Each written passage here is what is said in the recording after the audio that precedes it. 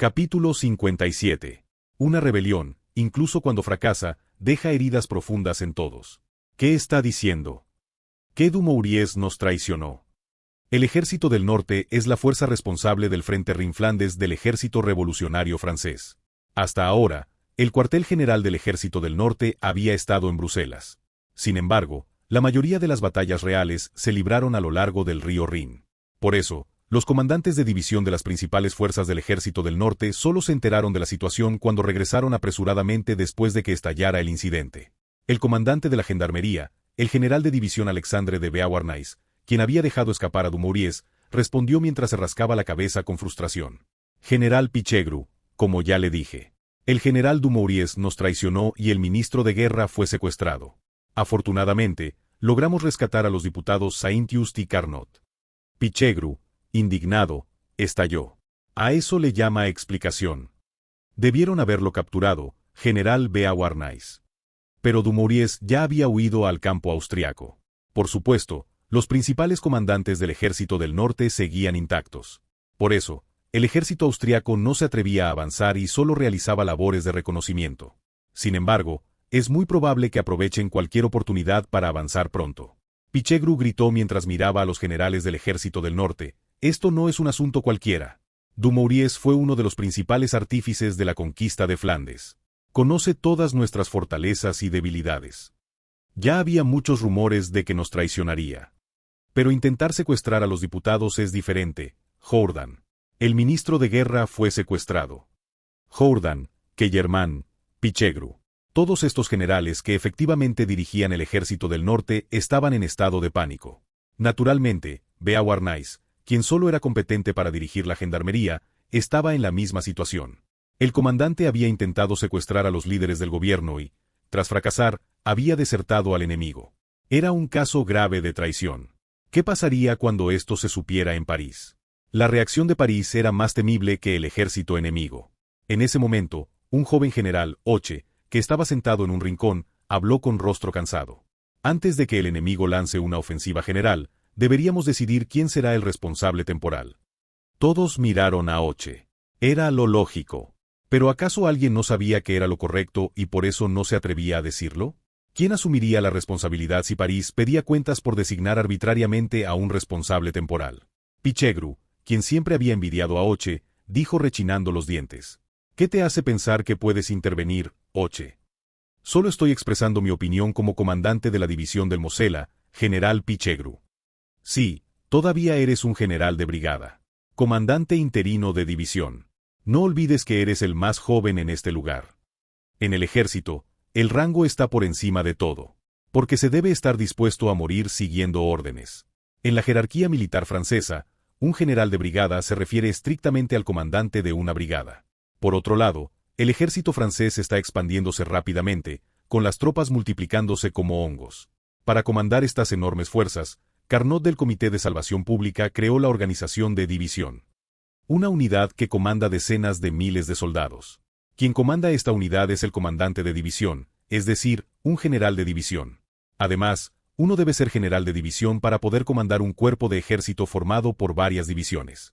Aunque el concepto de cuerpo de ejército aún no estaba claramente establecido en esta época. Por eso, Hoche, siendo general de brigada, no podía considerarse un comandante de división completo. Simplemente había conseguido el puesto de comandante de la división del Mosela gracias a la influencia de Robespierre. Sin embargo, Hoche habló con firmeza, sin mostrar ningún signo de intimidación. Aunque sea el más joven, puedo expresar mi opinión. Yo recomiendo al general Jourdan. ¿Qué? ¿Qué estás diciendo? El general Kellermann es el más antiguo. Pero él también fue comandante en la conquista de Flandes. Además, en una situación tan volátil como la actual, alguien de edad avanzada como el general Kellermann tendría dificultades para responder. General Kellermann, ¿qué opina usted? Pichegru, horrorizado, le gritó a Hoche. Insolente. El general Kellermann ha recorrido campos de batalla desde la Guerra de los 7 años. ¿Y tú te atreves a evaluarlo? Las palabras de Pichegru y Hoche reflejan la delicada situación actual del Ejército del Norte.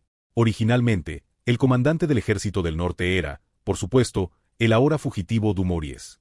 Sin embargo, después de la derrota en Erwinden, Dumouriez perdió la confianza de París. En su lugar, Jourdan y Hoche tomaron el liderazgo. Jourdan, junto con Hoche, completó la conquista de Flandes, Bélgica, y está conteniendo exitosamente al ejército austriaco. Estos dos hombres tienen algo en común. Antes de la revolución, eran simples suboficiales u oficiales de bajo rango. En cambio, Pichegru y Kellerman, quien había participado en la guerra desde la Guerra de los 7 años, eran oficiales de alto rango desde antes de la revolución. Es decir, es un conflicto entre militares novatos que ascendieron durante la revolución y militares experimentados de la época real. En ese momento, el veterano Kellerman asintió. No, creo que tiene razón. General. Pichegru, en estos tiempos turbulentos, el campo de batalla necesita generales jóvenes que puedan adaptarse rápidamente a los cambios. Acallando la protesta de Pichegru, Kellerman preguntó, general de división Jourdan, ¿qué dice? ¿Podrá hacerlo? Justo cuando Jourdan dudaba en responder. ¡Van! Un joven con vendajes irrumpió bruscamente por la puerta del cuartel general. Esa es una decisión que debe tomar el Comité de Salvación Pública, no el ejército. Saint-Just, conocido como el arcángel de la guillotina. Aunque aún no ha llegado la era del terror, se dice que los nobles ejecutados por denuncias de Saint-Just ya superan las 2 cifras.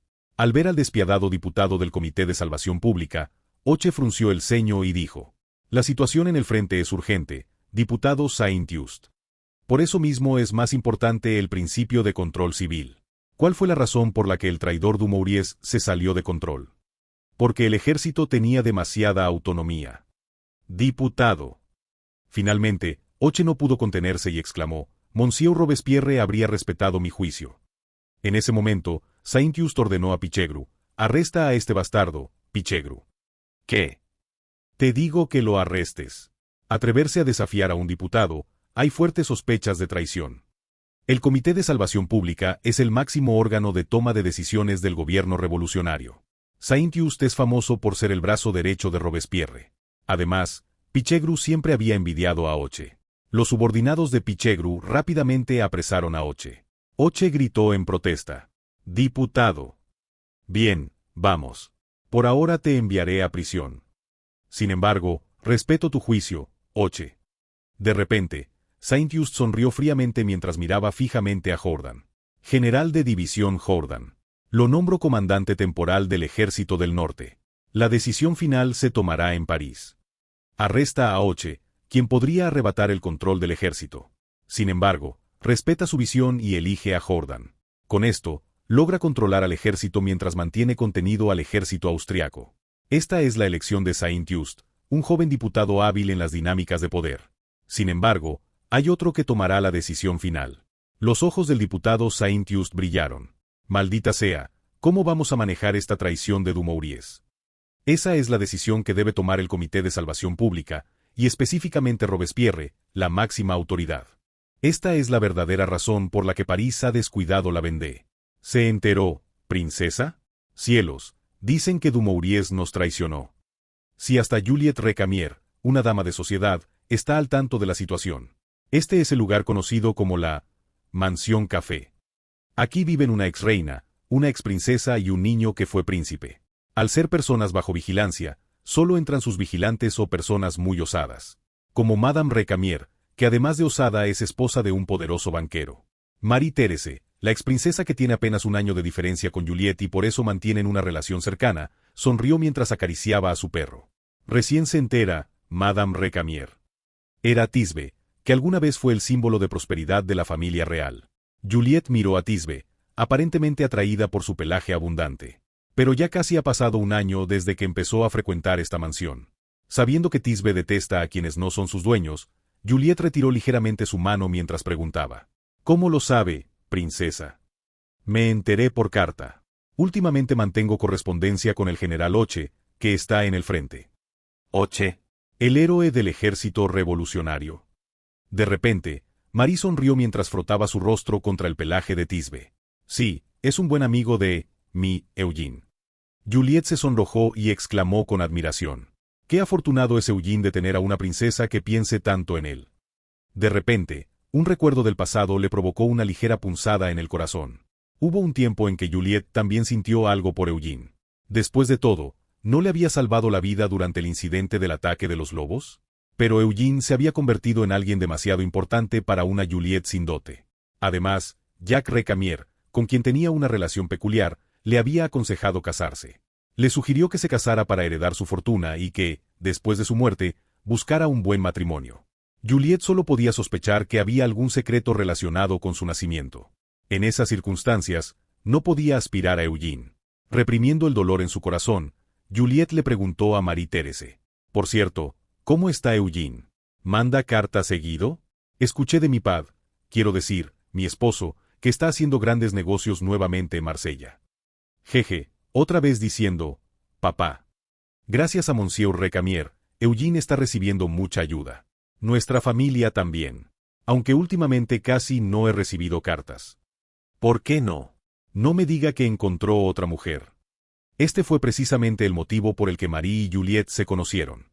Marie había visitado la mansión Recamier porque sospechaba que Eugene tenía una mujer en Marsella, para obtener información precisa a través de Recamier, su socio comercial. Por supuesto, fue un malentendido sobre Désirée, y el incidente terminó siendo una simple anécdota en París sin que Eugene se enterara. Después de eso, curiosamente, Marie y Juliette, que son de la misma edad, se hicieron amigas. Marie, la exprincesa un tanto obsesiva, frunció el ceño. «No, no es eso. Dice que está en la Vendée». Juliette, sorprendida, preguntó: «Cielos, ¿no es ese el lugar donde están los rebeldes? ¿Cómo puede ir a un lugar tan peligroso? ¿Qué se le va a hacer? Es militar. Aunque, dice que ganó». «¿Ganó? Ese muchachito». Marie sonrió suavemente y respondió con orgullo: «Sí, todavía es un muchachito. Pero no es un muchachito cualquiera». De alguna manera, Juliette pensó que envidiaba a Marie. Aunque en términos de posición social, ni siquiera había punto de comparación. Marie es solo una princesa de una familia real caída en desgracia, mientras que Juliette es la esposa de uno de los banqueros más ricos de la época revolucionaria. Sin embargo, Marie está mucho más cerca de Eugene, incluso al punto de poder declararlo como suyo. Aunque, por supuesto, el propio Eugene probablemente se estremecería al ver a Thisbe ahora mismo. Sacudiendo los pensamientos de su mente, Juliette abrió sus ojos con curiosidad. Entonces, ¿volverá a Marsella? ¿O acaso será enviado a otro campo de batalla? ¿No lo arrastrarán al frente del Rin, donde el comandante intentó una rebelión y fracasó? Si fuera así, incluso querría usar la ayuda de su esposo para sacarlo de allí. Pero esta vez Marie negó con la cabeza y sonrió ampliamente. «Recibí una carta después de mucho tiempo. Dice que viene a París». Juliette, verdaderamente feliz, aplaudió y tomó las manos de Marie. «Eugene viene a París. Aunque no sea nada, aunque solo sea la esposa de su socio comercial, solo poder verlo la hace feliz. Princesa, qué maravilloso». «No sé si sea tan maravilloso. Yo estoy feliz, pero ¿no cree que habrá muchas personas que intenten atacar a Eugene?» «Bueno, eso podría ser cierto. Pero precisamente por eso debe venir a París». Juliette repitió las palabras que había escuchado de su esposo. El general Dumouriez traicionó al país. Entonces, la situación política inevitablemente se volverá tensa. Todos sospecharán unos de otros y se acusarán de traidores. Por eso debe defenderse en París. Este es el análisis del banquero Recamier. La rebelión y deserción al enemigo de un alto mando militar. Incluso bajo el gobierno del benevolente Luis XVI, esto habría resultado en ejecuciones y exilios diarios. Y el gobierno actual es un gobierno revolucionario que detesta extremadamente a los oficiales de la antigua nobleza. El problema es que Eugene también es de origen noble.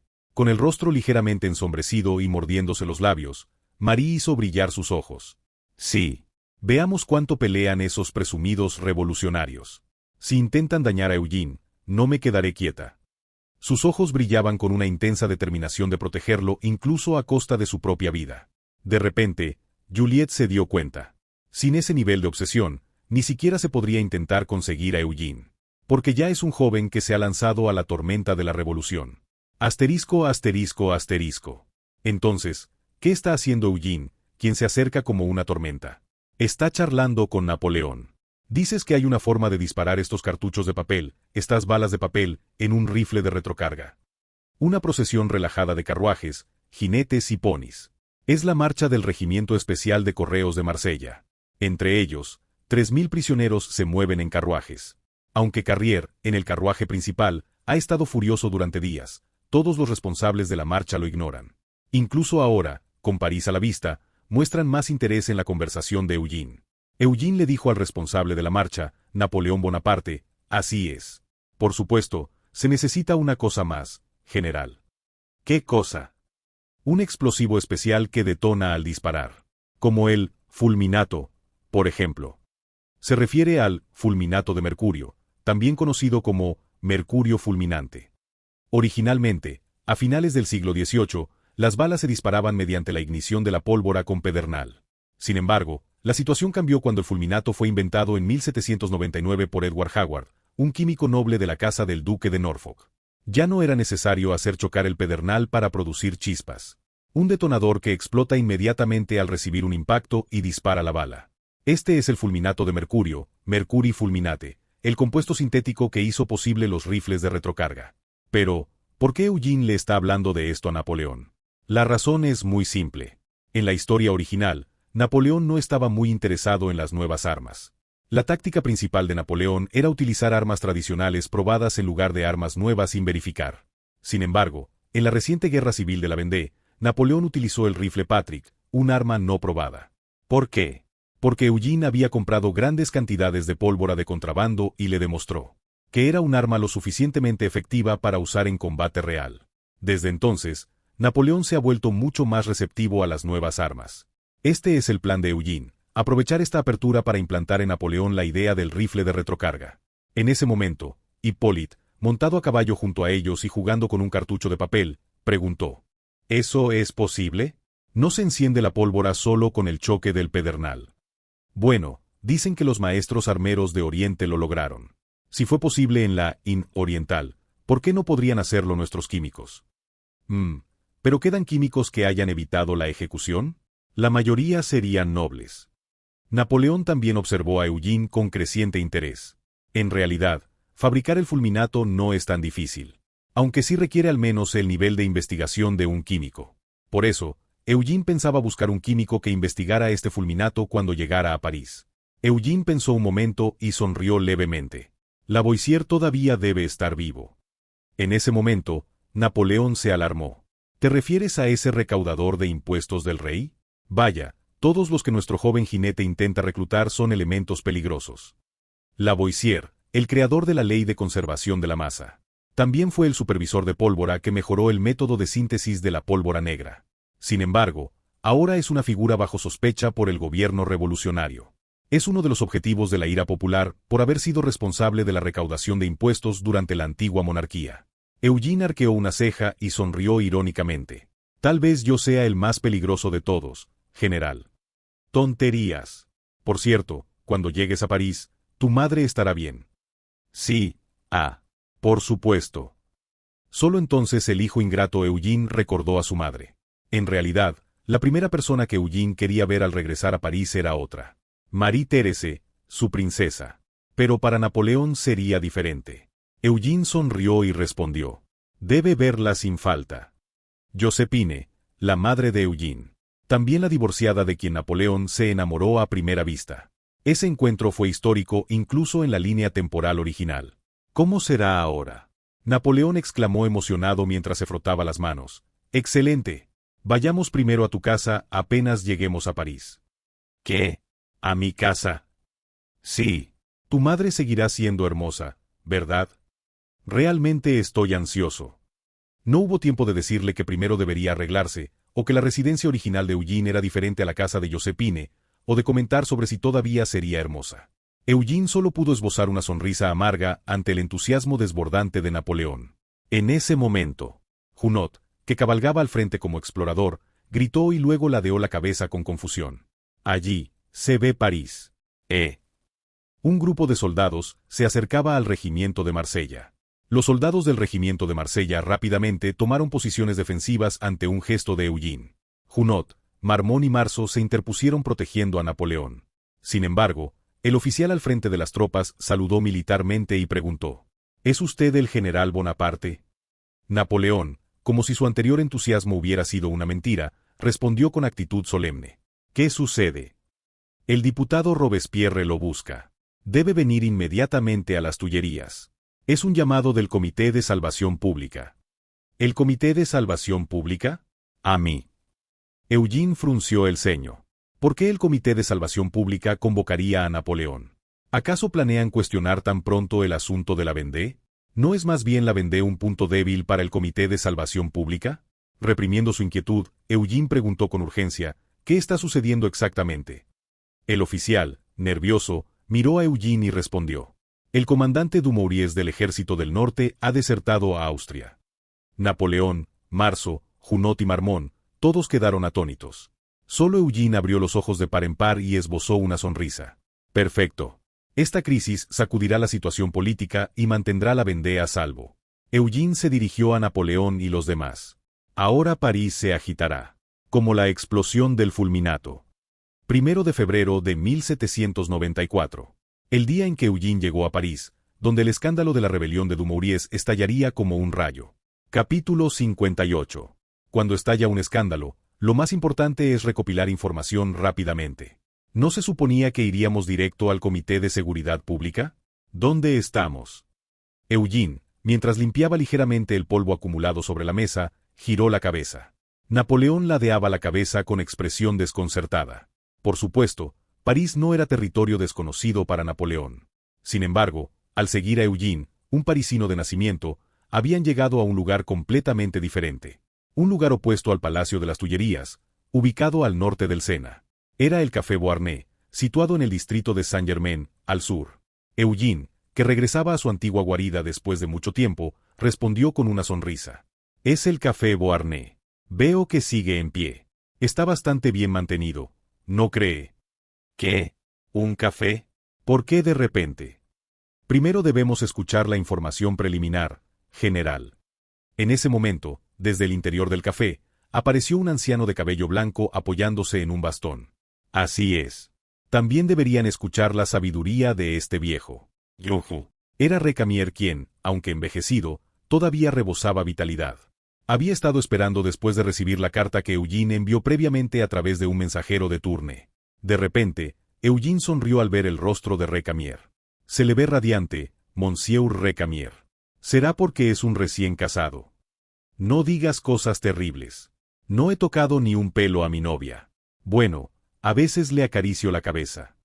Ah, ya veo. ¿Y cómo está, Madame Recamier?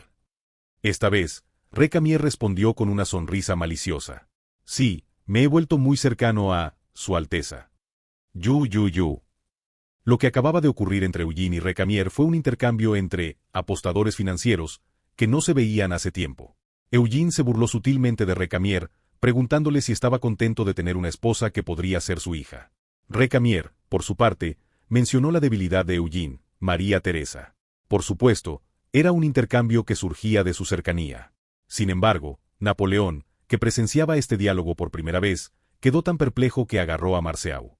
¿Qué significa todo esto? ¿Eso de no tocar a la novia? Mayor Marceau. Cada quien tiene sus complicaciones familiares, General Bonaparte. Pero permítame presentarle, este es Jacques Recamier, propietario del Banco Recamier. El famoso banquero de París. Soy Bonaparte. Mientras Napoleón se presentaba conteniendo su perplejidad, Recamier sonrió amablemente. He oído hablar de su reputación, General Bonaparte. Es un honor para este humilde banquero conocer al héroe de la Vendée. Sus elogios son excesivos. Espere, ¿la Vendée? ¿No querrá decir Tolón? ¿Acaso el héroe de Tolón no merece elogios? Originalmente, la fama de Napoleón provenía de su victoria en el asedio de Tolón. Cualquiera que conocía a Napoleón siempre mencionaba primero Tolón. Sin embargo, Recamier, la primera persona externa que conocía en la capital París, mencionó extrañamente la Vendée. El banquero Recamier asintió con una sonrisa enigmática. Pero usted ya es el héroe de la Vendée, general. Todo París ya lo sabe. Eugene miró fijamente a Recamier y se encogió de hombros. Recamier, fuiste tú quien lo difundió. Tenía que hacer al menos eso por el regreso de nuestro prodigio de las apuestas. ¿Tienes algún plan? Primero escuchemos la información. ¿Cómo está la situación en París? Esta era precisamente la razón por la que Eugene había llamado a Recamier antes de llegar a París. Necesitaba información precisa. Especialmente ahora que había estallado un escándalo inesperado. ¿Por qué el Comité de Seguridad Pública, o más específicamente Robespierre, llamaba a Napoleón? Porque se había producido una rebelión en el ejército. Por eso era evidente su intención de conseguir primero el apoyo del general más cercano, Napoleón. Entonces, ¿cuál era realmente la situación en París? Recamier, después de reflexionar un momento, golpeó el suelo con su bastón. No sé ni por dónde empezar. Es terrible. Los precios se han multiplicado por 10. Escasea el trigo, y no sabemos cuándo los sansculottes se levantarán. Enero de 1794. La tormenta de la pequeña edad de hielo había vuelto a cubrir Francia, no, toda Europa. Además, debido a la guerra, habían tenido que reclutar a gran cantidad de jóvenes en edad de trabajar. Como resultado, Francia sufría una mala cosecha y París enfrentaba una inflación descontrolada. Naturalmente, el descontento popular era inevitable. Eugene confirmó otro problema económico. También se ha cortado el comercio con Inglaterra. Finalmente nos declararon la guerra. Debió ocurrir mientras ustedes venían hacia París. Así que por fin se ha formado la coalición antifrancesa. Bastante tarde, diría yo.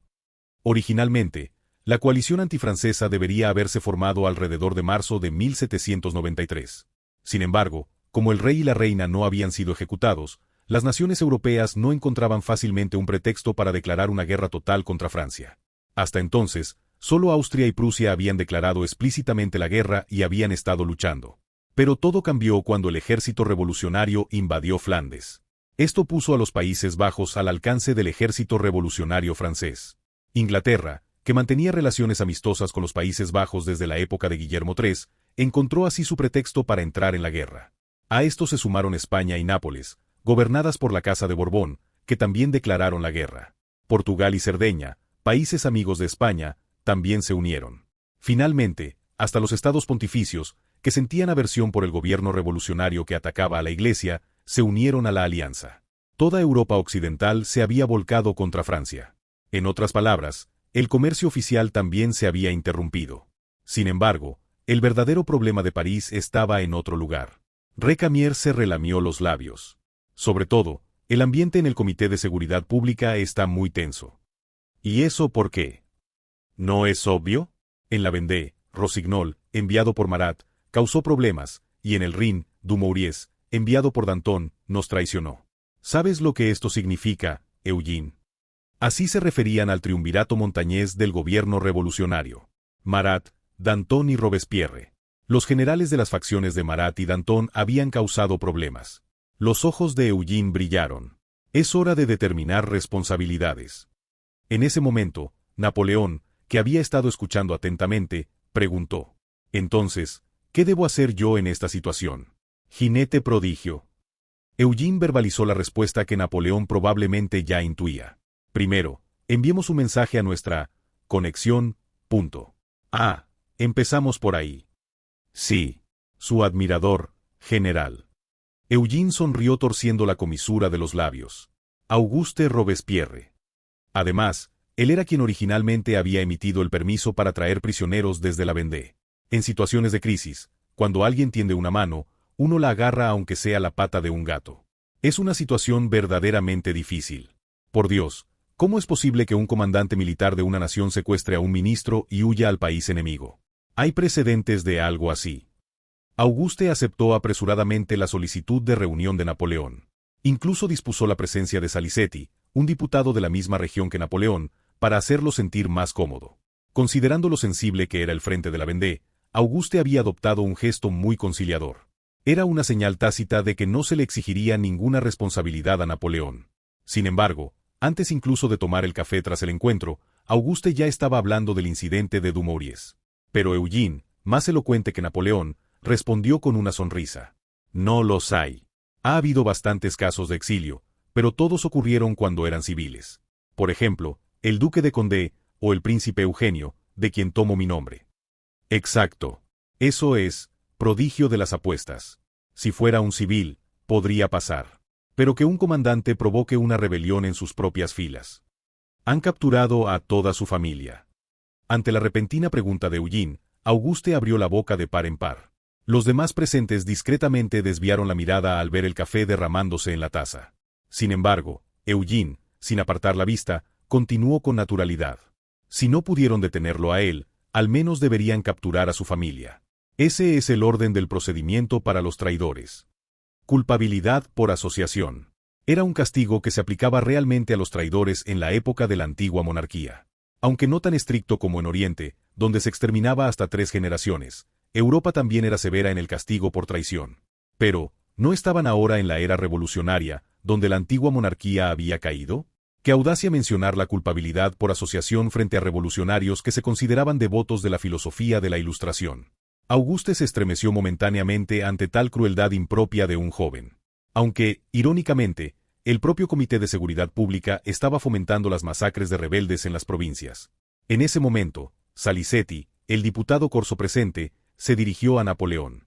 «Nuestro joven jinete tiene algo de corso. Bonaparte?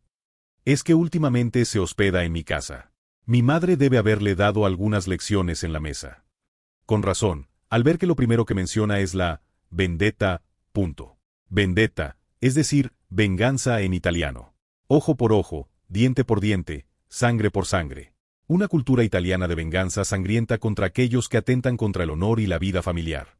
Aunque más tarde se convertiría en el principio de actuación de la mafia, su origen no está en Sicilia. Está en Córcega. Auguste chasqueó la lengua como si finalmente comprendiera por qué Eugene hablaba así. Como si el campo de batalla no fuera realmente un buen lugar de educación para un joven. Nuestro gobierno revolucionario no aplica la culpabilidad por asociación. El castigo se aplica al individuo, no a la familia. Además, Dumouriez ni siquiera tiene familia. No tiene. Parece que no lo sabías. Se divorció siendo joven y desde entonces ha estado solo. Aunque podría tener hijos ilegítimos. Cuando Auguste se encogió de hombros, Eugene sonrió fríamente. Entonces, los generales del ejército revolucionario francés pagarán el precio de esa sangre. Auguste volvió a tensar el rostro. ¿Qué quieres decir? Es obvio, diputado Auguste. ¿Por qué cree que surgió la vendetta? ¿Porque los corsos son bárbaros? No. Dices que hay una razón racional. Justo cuando iba a enfadarse cuestionando qué racionalidad podría tener una ley de venganza, Eugene le declaró a Auguste. Es para terminar la venganza sangrienta con el mínimo derramamiento de sangre. Para no matar a personas inocentes. Auguste se quedó sin palabras. El joven frente a él, y Napoleón detrás, venían de la Vendée. La Vendée era el lugar donde el ejército revolucionario había perpetrado masacres de civiles. Quizás si solo se hubieran vengado de los realistas que causaron problemas, no se habría producido una masacre colectiva. Entonces, ¿quién es más bárbaro, el corso que ejecuta la vendetta o los revolucionarios franceses que provocaron una masacre? Eugene volvió a hablar con una sonrisa al silencioso Auguste. Dumouriez ha escapado. No hay esperanza de castigarlo mientras nuestro ejército revolucionario no pueda derrotar a Austria y a la coalición antifrancesa. Si está en sus cabales, habrá huido a Inglaterra. Pero nuestro gobierno ha sido humillado. Además, enfrentamos una crisis interna. ¿Qué deberíamos hacer? No deberíamos realizar una purga. En ese momento, los ojos de Eugene brillaron. Cómo intentaron masacrar a los realistas en Tolón, cómo llevaron a cabo la masacre colectiva en la Vendée. Si quien escuchara estas palabras hubiera sido Danton, habría gritado en su cara. Y si hubiera estado conversando con Marat, probablemente lo habría ignorado y habría propuesto ejecutar a los sirvientes de la antigua monarquía. O si hubiera estado frente a Robespierre, probablemente habría sido refutado lógicamente y tendría que haberse preocupado por la guillotina. Sin embargo, la persona con quien Eugene conversaba ahora era Auguste Robespierre, el hermano de Robespierre que, aunque lo idolatraba, no era tan dogmático como él. Era un político que sabía escuchar. Auguste miró fijamente a Eugene y sonrió sin fuerzas. ¿No dicen que el prodigio de las apuestas de París siempre tiene una solución? A mí me lo ha demostrado antes. Yo solo tengo las cartas. Si serán efectivas o no, solo lo sabremos al usarlas. Como en todas las apuestas. ¿Qué es esto? De alguna manera, parece que el prodigio de las apuestas está diciendo lo que nuestro general Bonaparte quiere decir. Auguste miró alternativamente a Eugene y Napoleón mientras preguntaba. Eugene exhaló un ligero suspiro de alivio. Como antes, Auguste, aunque carecía de determinación y excelencia, tenía capacidad de comprensión. Probablemente por eso había reclutado a Napoleón en la historia original. Golpeando la taza de café sin beber, Eugene sugirió. Demos vuelta a la situación, poniendo en primer plano la masacre de la Vendée. Auguste ladeó la cabeza. ¿Te refieres a los 12 prisioneros realistas que trajeron? El comandante en jefe era La Roche-Jacquelain, y su subordinado el marqués de Lescure. ¿Sugieres que los llevemos ante la Convención Nacional? No solo está La Roche-Jacquelain entre ellos. También están Carrier y el coronel Turó. ¿Qué? En el momento en que Auguste abrió los ojos de par en par, Eugene respondió fríamente. Si proclamamos la supresión de la rebelión interna y el castigo a los realistas, debemos ejecutar a todos los oficiales nobles. Pero si cambiamos el enfoque hacia el castigo de las masacres, no hay razón para hacerlo. 12 prisioneros líderes rebeldes realistas. Sin embargo, los verdaderos escoltas que Eugene y Napoleón trajeron a París eran otros. El representante Carrier, quien vino a responsabilizarse de ellos, y el regimiento de la Deschelles que perpetró las masacres. Por supuesto, faltaba uno entre ellos. El general Westermann y sus subordinados directos. Pero era algo difícil ocuparse de todos ellos a la vez. Porque detrás de Westermann estaba Danton. Si Westermann fuera arrastrado a París, ese sería el momento de la caída de Danton. Eugene había implicado todo esto en su sugerencia. Auguste no era tonto.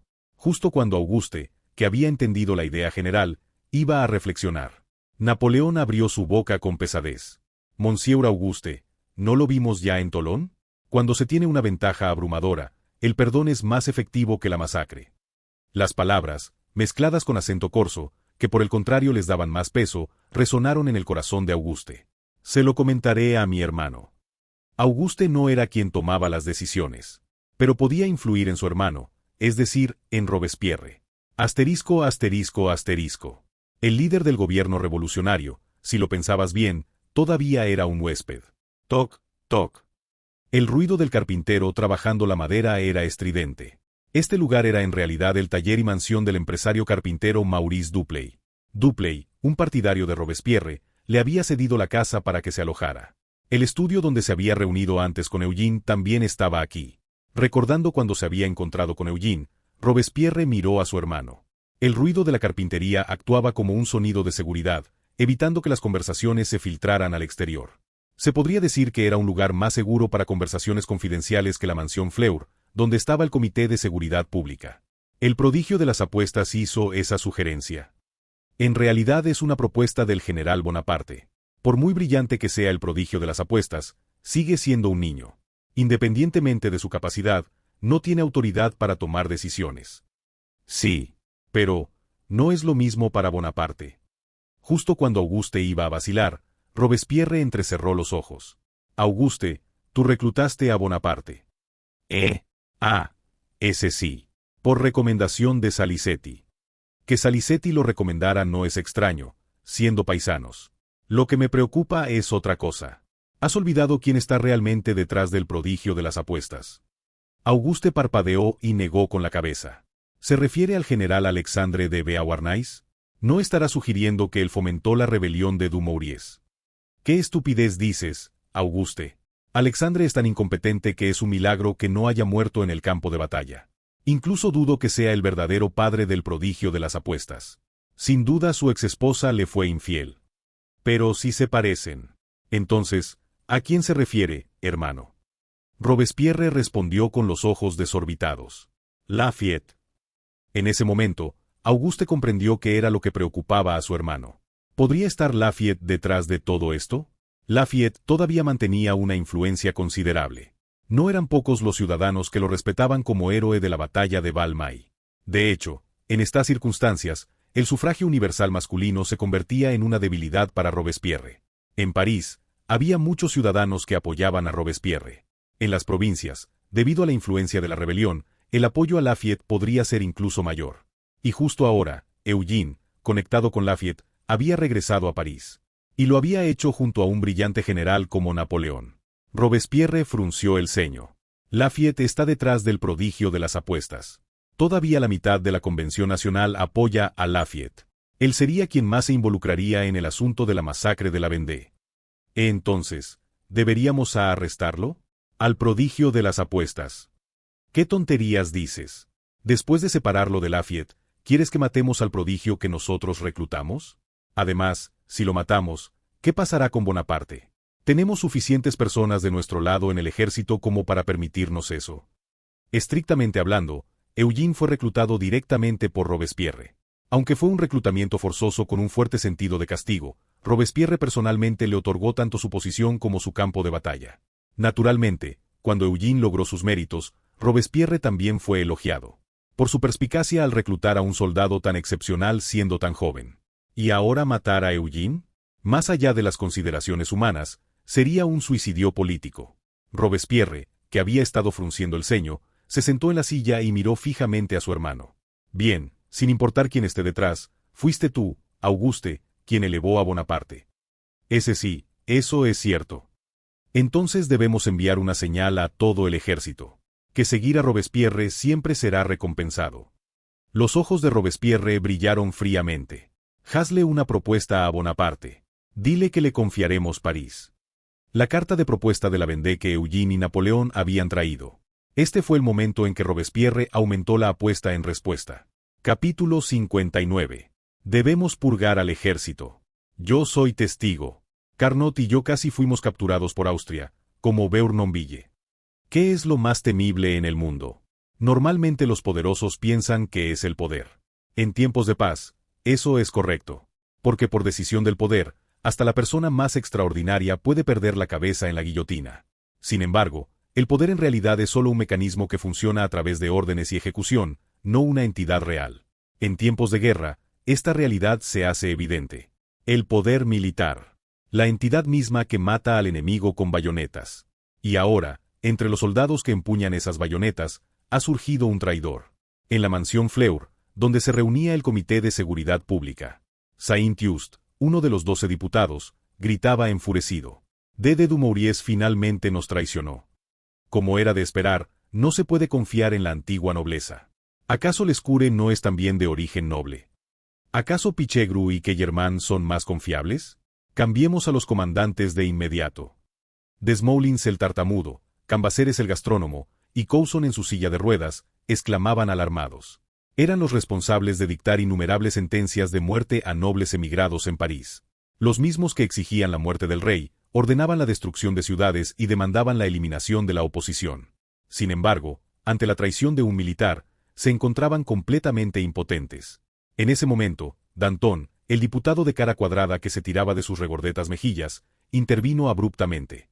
Tengo entendido que ya se nombró un comandante temporal, diputado Saint-Just. Todos los diputados, excepto Carnot que ya estaba al tanto, se sorprendieron. ¿Se había realizado un nombramiento sin la aprobación del Comité de Seguridad Pública? Sin embargo, Saint-Just, en lugar de sorprenderse, alzó la nariz con altivez. Así es. He nombrado al general Jourdan como comandante temporal. ¿Por qué ha tomado semejante decisión unilateral? No es el nombramiento de comandantes una decisión del comité. El ministro de guerra fue capturado y el comandante cometió traición, Danton. Saint-Just, defendiendo la legitimidad de su extralimitación, abrió los ojos de par en par. Era una situación donde no habría sido extraño que el frente se derrumbara. ¿Me está diciendo que dejara el frente vacío? ¿Acaso cree que la guerra es un juego de niños? Danton abrió los ojos con furia. ¡Qué insolencia! En realidad, ninguno de los dos era militar. Sin embargo, a diferencia de Danton, que literalmente era un burócrata, Saint-Just había recorrido personalmente el frente. Aunque, por supuesto, en el frente solo se dedicó a vigilar, supervisar e interferir. Al menos tenía la experiencia de haber visto el campo de batalla. Por el contrario, Danton era uno de los 3 grandes líderes revolucionarios. Por más que Saint-Just fuera cercano a Robespierre, no había comparación. Cuando el ambiente comenzó a tensarse peligrosamente, Desmoulins, amigo tanto de Robespierre como de Danton, intervino apresuradamente.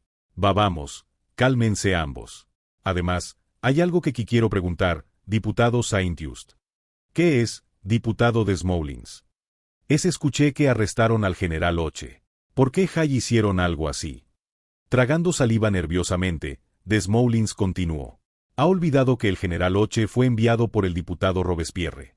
Aunque tartamudo y temeroso, Desmoulins también era un político que había sobrevivido a esta época revolucionaria.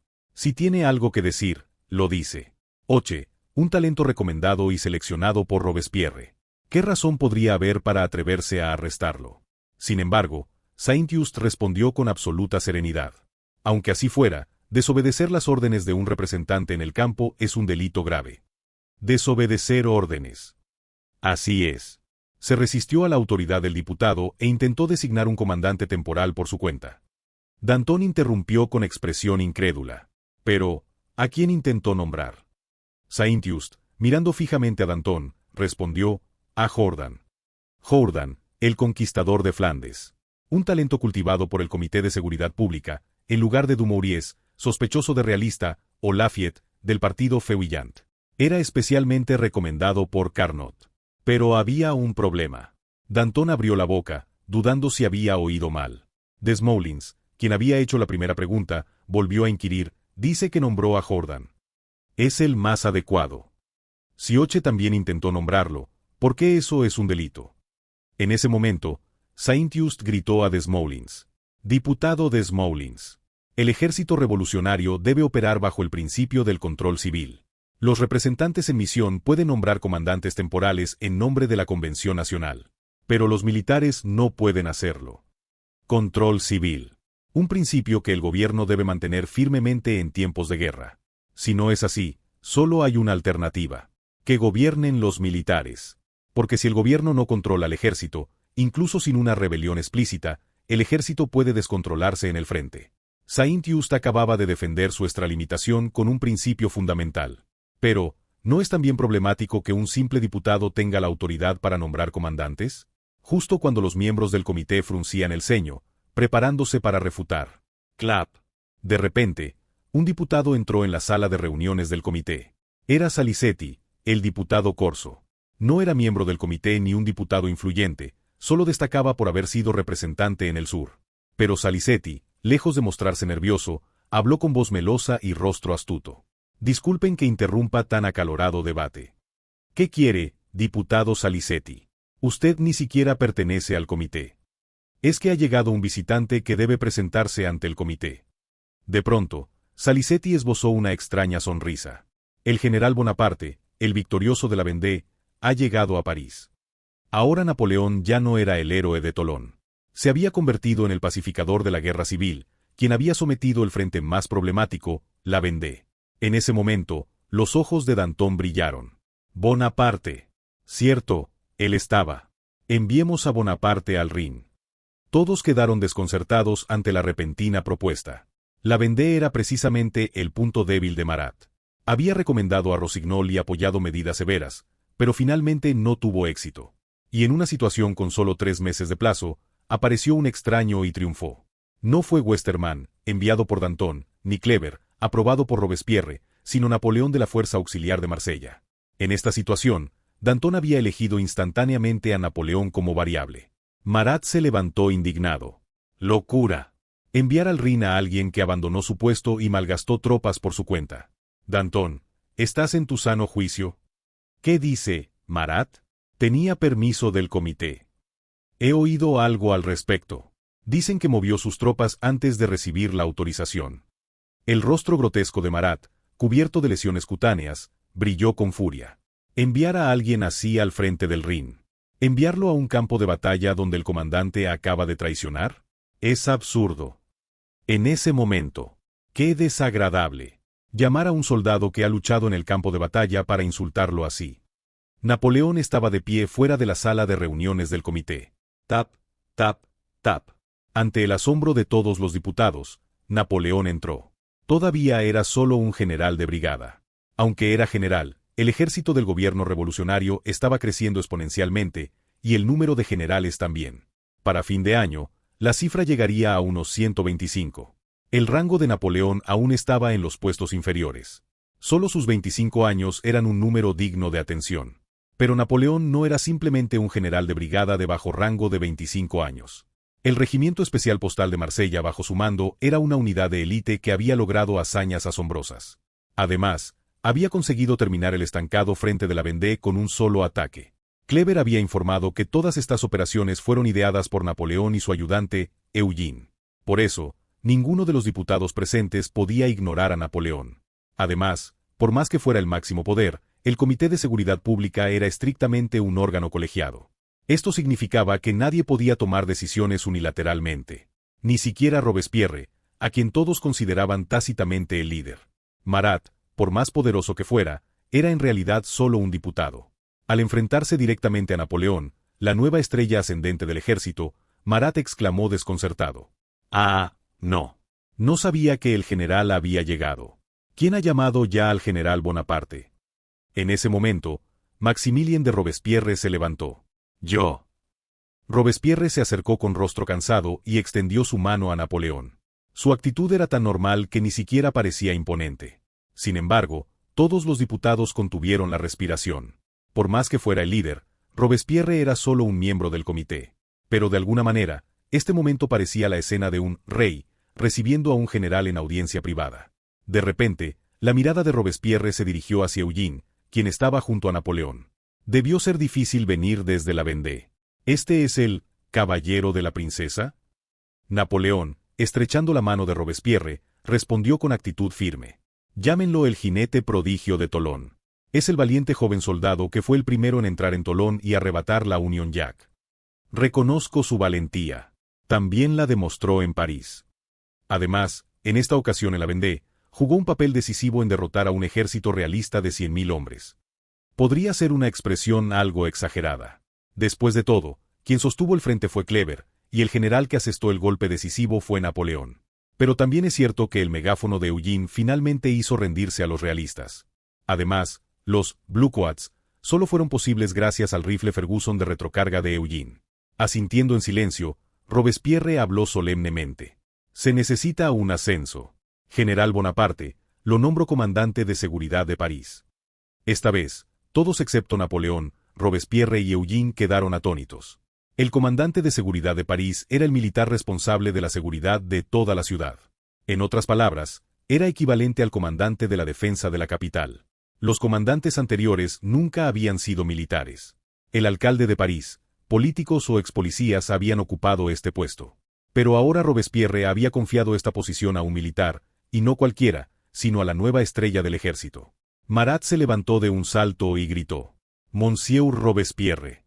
El general Bonaparte es todavía un general de brigada, es decir, solo un brigadier. Cierto. El comandante de seguridad debería liderar al menos una división, ¿no? Lo ascenderé a general de división. Creo que sus méritos son más que suficientes, Marat. Robespierre, yo, Danton, también me opongo. Reconsidera esto. Esta vez fue Danton quien se levantó y gritó. El puesto de comandante de seguridad de París no se puede confiar a cualquiera. Como mínimo, requiere el consenso de todo el comité.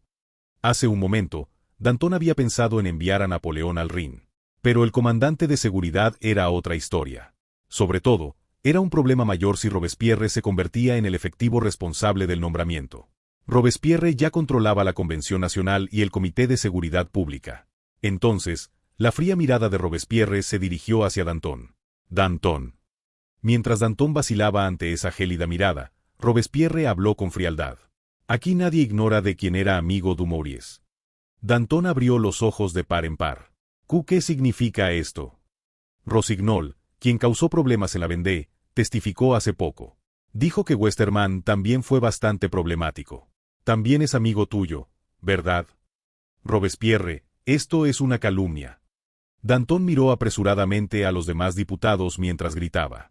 ¿Todos, realmente lo creen? Yo solo los recomendé para controlar a los militares en el frente. Pero los miembros del comité evitaban la mirada de Danton o lo miraban con desprecio. De hecho, era cierto que Danton había recomendado a estos generales. Especialmente Dumouriez era el verdadero problema, aunque hasta ahora nadie había dicho nada por la gravedad del asunto. Robespierre volvió a girar la cabeza.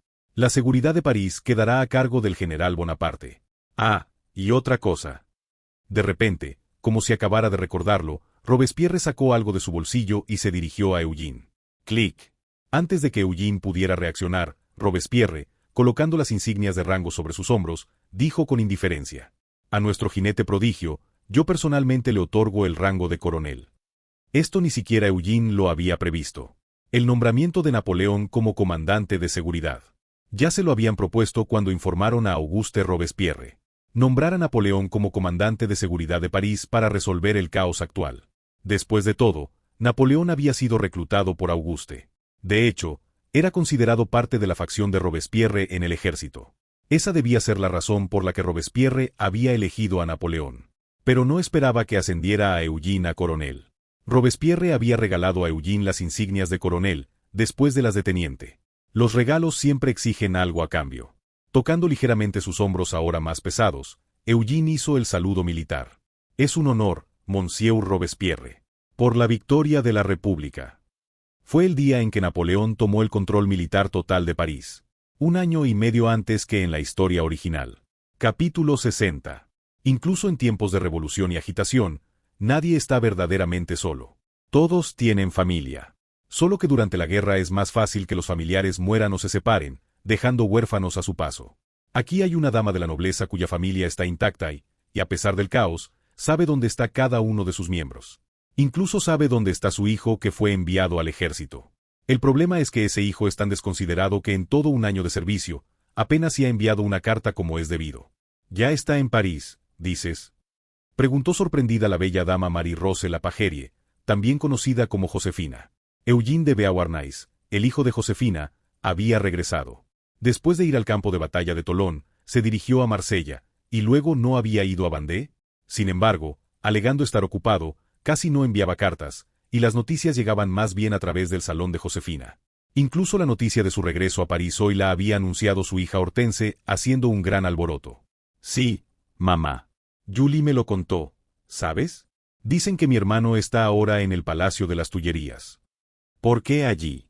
Si ya no hay rey, solo están esos terribles verdugos. ¿No lo sabes? Dicen que lo llamaron. Oh, ¿entonces van a cortarle la cabeza a mi hermano? ¡Sas! Tan peculiar como Josefina llamando verdugos a los miembros del Comité de Seguridad Pública era su hija Hortense. Hortense, ni en broma digas esas cosas. ¿Dónde aprendiste a hablar así? Cuando Josefina la regañó horrorizada, Hortense hizo un puchero. Pero Hortense también era una joven que había sobrevivido a las dificultades de la revolución. Aunque apenas había comenzado a ir a la escuela, era natural que el salón fuera más estimulante que ésta. Además, las ejecuciones se habían vuelto algo cotidiano. Bah, no es nada. Las ejecuciones ocurren a cada rato. No tiene nada de raro. Eugene no es el tipo de persona a quien le pasaría algo así.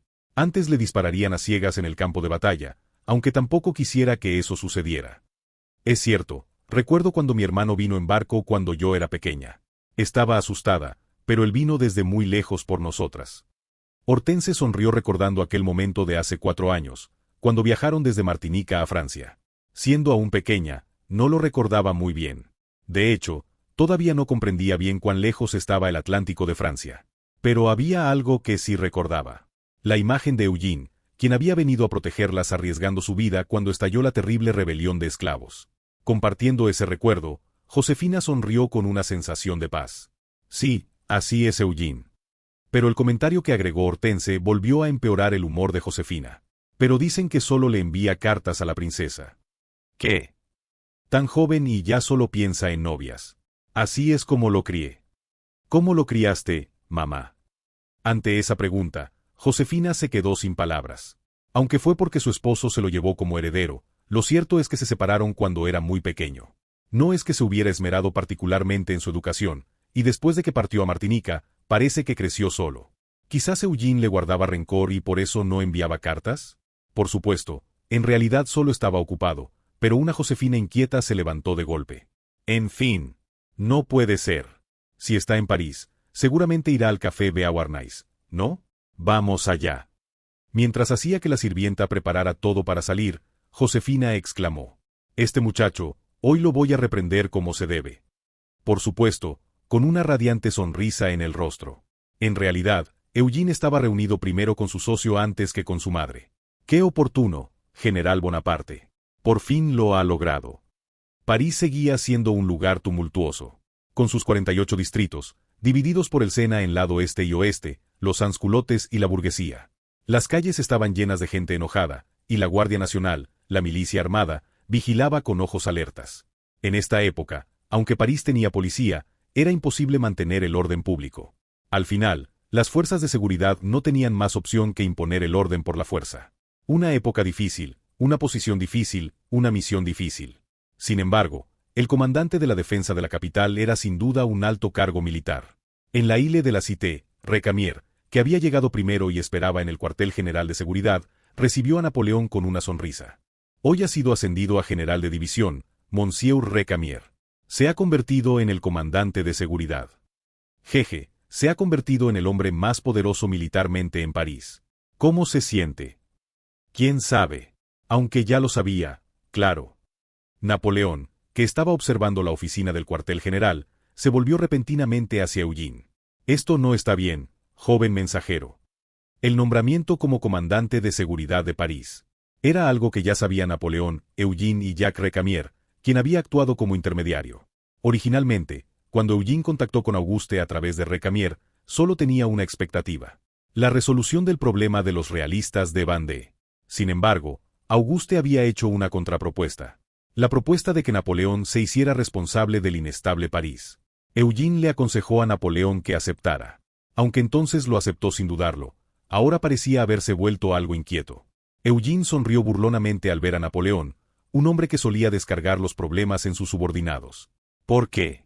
No hay peligro de guerra, ha sido ascendido y está justo al lado de los poderosos. Eso es lo que me preocupa. ¿Viste las caras de los ciudadanos de París en el camino? Están igual que en la víspera de la revolución. Además, Dumouriez nos ha traicionado. Siempre fue el tipo de persona que podría traicionar.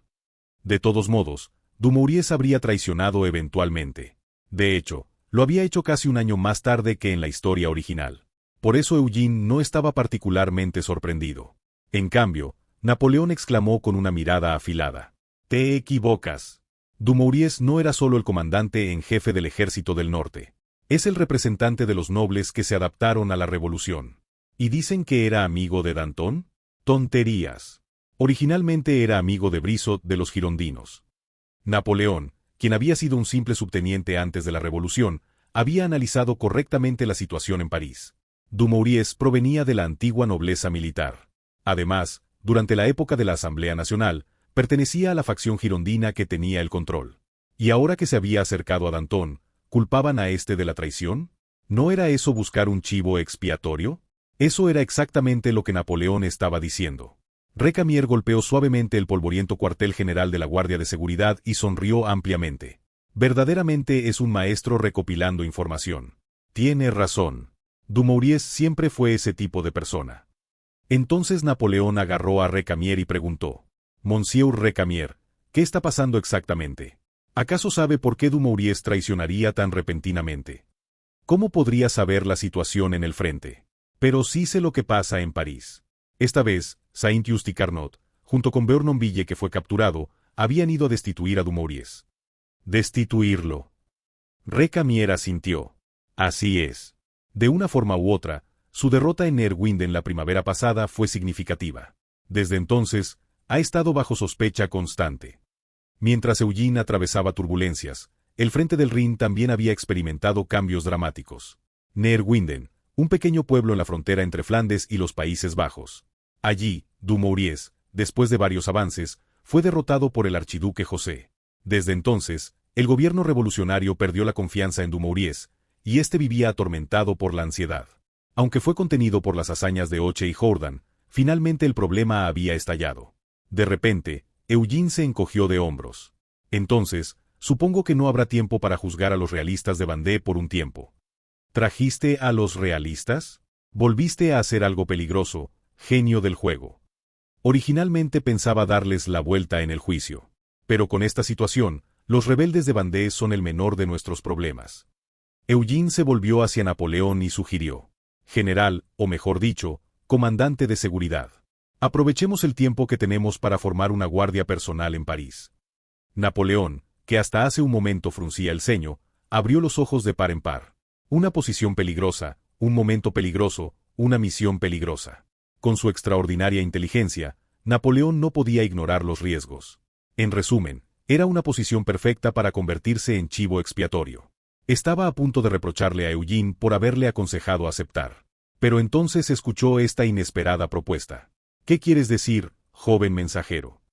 Por un tiempo soplará un viento de purgas. Algunos sobrevivirán, pero muchos oficiales nobles del ejército serán barridos. En medio de todo esto, muchos oficiales perderán sus conexiones. ¿Sugieres que atraigamos a esa gente al cuartel general de seguridad de París?» Eugene asintió. «Exacto. ¿Por qué cree que Robespierre lo nombró comandante de seguridad? Para culparlo de la revuelta que pronto estallará. Por supuesto, usted tendrá que detener esa revuelta». Era justo lo que Napoleón también había previsto. París estaba agitado. Sin duda, de una forma u otra, habría una rebelión de los ciudadanos parisinos. En ese momento, el comandante de seguridad tendría que reprimirlos. ¿Qué pasaría si los ciudadanos murieran como resultado? Existía el riesgo de ser marcado como asesino, como les había sucedido a Lafayette y Dumouriez. Ya le había pasado a Rossignol en Vendée, aunque solo hubiera estado cumpliendo las órdenes del gobierno revolucionario. Pero en estos tiempos revolucionarios, incluso los militares deben pensar, no solo ejecutar órdenes. Dijo Eugene con los ojos brillantes. Pero Napoleón ya era un militar que había reemplazado comandantes. Es decir, no era un soldado que siguiera las órdenes al pie de la letra. El general de 25 años, ahora comandante de seguridad Napoleón, torció la comisura de sus labios. La situación política cambiará rápidamente. ¿Sugieres que no podemos confiar solo en Auguste? ¿Con quién deberíamos aliarnos? Eso hay que averiguarlo. Sin embargo, con una guardia personal, podremos responder a cualquier situación. Bien. Marceau, Junot, Marmont. De repente, Napoleón se volvió hacia sus ayudantes y ordenó: reorganizaremos el regimiento postal de Marsella y formaremos una brigada postal aquí. Además, ustedes serán coroneles y tomarán el control de las unidades bajo el mando de seguridad. ¿Qué? ¿Coroneles? Sí, todos son ascendidos a teniente coronel. Con ese rango pueden servir como comandantes de regimiento interinos. Una decisión verdaderamente rápida. Completamente opuesta a su actitud de hace un momento, cuando estaba a punto de descargar sus quejas sobre el joven Eugene. Incluso Eugene, que lo estaba persuadiendo, quedó sorprendido. En ese momento, Napoleón se volvió hacia Eugene. Tú también tienes trabajo que hacer. Antes de que Eugene pudiera responder, Napoleón disparó sus órdenes como una ametralladora. Te harás cargo de la brigada postal junto con Duroc. Serás el comandante interino de brigada. ¿Comandante interino de brigada? No, yo. Un coronel es suficiente. Por supuesto, sabes cuál es tu verdadera misión, ¿no? Recopilación de información, desarrollo de estrategias de respuesta y ejecución. Normalmente, un regimiento tiene 1000 hombres, una brigada 3000 y una división en formación 10.000. De repente, Eugene se encontró al mando de 3000 hombres. Por supuesto, por ahora solo eran tropas en papel o de palabra. Napoleón agarró a Eugene y sus ojos brillaron. Sí, la crisis es una oportunidad. Sucederán cosas muy interesantes y peligrosas en este París. Sea lo que sea, nosotros lo convertiremos en una oportunidad. Recamier, observando la escena, soltó una carcajada. Bien, yo me encargaré de los fondos políticos del general. Por supuesto, también los tuyos, genio del juego. Ah, por cierto, ya tienen alojamiento. Eugene lo notó nuevamente. En esta época de agitación, quien se convertiría en el vencedor final en la historia original era definitivamente diferente. A veces actuaba mezquinamente, pero en un instante cambiaba de humor y tomaba nuevas decisiones. Incluso para Eugene, que conocía la historia y recordaba que Napoleón había sido comandante de seguridad, era difícil seguir su ritmo. En ese momento, Eugene sonrió levemente. Por supuesto, debo volver a mi casa. Veo que han cuidado bien del café Beauharnais. Esta vez sería el turno de Napoleón de ser el huésped de Eugene. Al final del día, tanto héroes como villanos vuelven a casa por igual. Vaya, hace tiempo que no venía aquí. Cof. ¡Ay, cuánto polvo! Hippolyte silbó y se dejó caer en la cama del tercer piso, pero terminó tosiendo. El café Beauharnais era tanto la sede del banco Beauharnais como la mansión donde vivía Eugene. El café en el primer piso, el banco en el segundo, y la residencia en el tercero. Parecía que Jacques Recamier, quien se había encargado de la administración, no se había preocupado mucho por el tercer piso. Eugene, con una sonrisa amarga, recorrió las polvorientas habitaciones mientras decía: «Vaya, hay más polvo de lo que esperaba». Como era de esperar, Recamier no lo cuidó como si fuera su propia casa. «Es que nadie ha entrado aquí. Por cierto, harás que la gente de la sucursal de Marsella venga a París». «No, todavía no es el momento». Eugene le indicó a Hippolyte: «Que solo suba damas. Necesitamos establecer una oficina de contacto y continuar con los negocios. El centro de Francia es París. Eso significa que también es la ciudad económicamente más activa. Por lo tanto, para hacer grandes negocios, eventualmente hay que venir a París. Sin embargo, en este momento nadie sabe cuándo podría estallar un motín en París. Además, era una situación en la que los opositores políticos podrían obsequiarles la guillotina. Por estas y otras razones, era necesario mantener la base lejos, en Marsella, al sur. Hipólita sintió y se volvió hacia Tournet. Entonces, el sargento Tournet podrá ir bien hasta Marsella. No, espera. Yo ya he viajado mucho durante la guerra, ayudante Hippolyte. ¿No me dirán que tengo que ir yo? Debo quedarme junto a Eugene para asistirlo. Justo cuando los subordinados de Eugene estaban a punto de pelear por evitar el trabajo. Cas. Todos se sobresaltaron por el ruido repentino. ¿No se suponía que esta mansión estaba vacía? ¿Quién podría estar dentro? Napoleón preguntó con desconfianza, ¿qué fue ese ruido? Ni siquiera Eugene, el dueño de la casa, lo sabía. Justo cuando Eugene llevaba cautelosamente su mano hacia la pistola, alguien asomó la cabeza desde una habitación del rincón. Marie-Thérèse, la joven de cabello castaño claro, abrió sus ojos de par en par. «Oh, ¿ya llegaste?» Eso es una pistola». Ante la totalmente inesperada aparición de Marie-Thérèse, Eugene quedó boquiabierto. «¿Princesa? No, ¿qué hace aquí?» «Bueno, como me dijeron que volvías, pensé en hacer algo de limpieza». «Esas cosas puede hacerlas una sirvienta. ¿Cómo va a estar limpiando usted, princesa?» Entonces Marie frunció el ceño y más bien regañó a Eugene. «¿Qué dices? Ahora tendré que vivir como esposa de un burgués. No puedo actuar como la realeza o la nobleza, tratando la limpieza como si fuera cosa de otros». Por un momento, Eugene se quedó paralizado, sin poder decir nada ante esta sensación indescriptible. Seguía igual. Aunque parecía que su cuerpo había crecido de diferentes maneras, de todos modos era la misma imagen. Lo miraba con los mismos ojos brillantes de cuando Eugene dejó París. De repente, Hippolyte murmuró en voz baja junto a Eugene. «Oye, ¿no te parece que ese burgués se parece a ti?»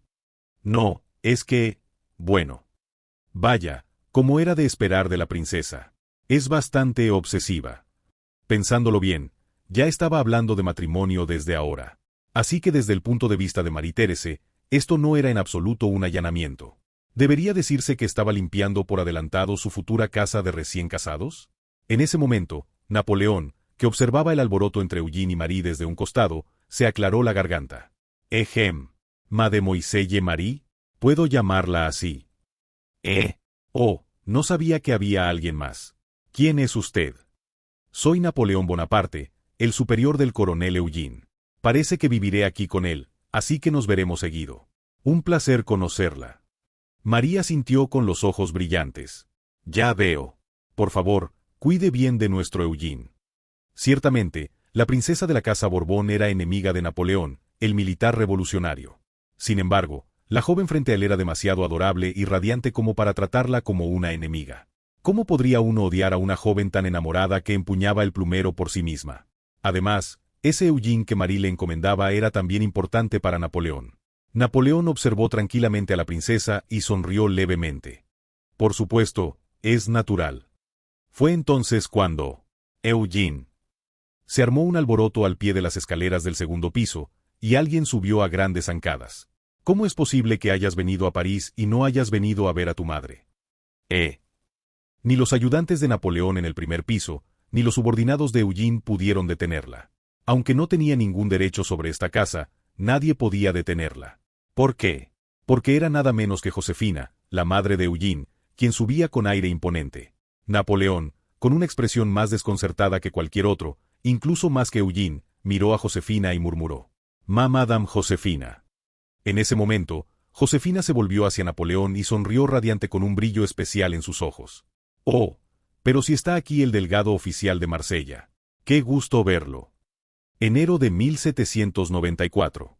Napoleón y Josefina se reencontraron. De todos los acontecimientos que ocurrieron el día que Eugene regresó a París, este quizás fue el más significativo que quedaría registrado en la historia. Pero más importante, Eugene. ¿Tienes o no tienes sentido común? Por supuesto, la anécdota de cómo Eugene fue regañado enérgicamente por su madre probablemente nunca quedará registrada en la historia.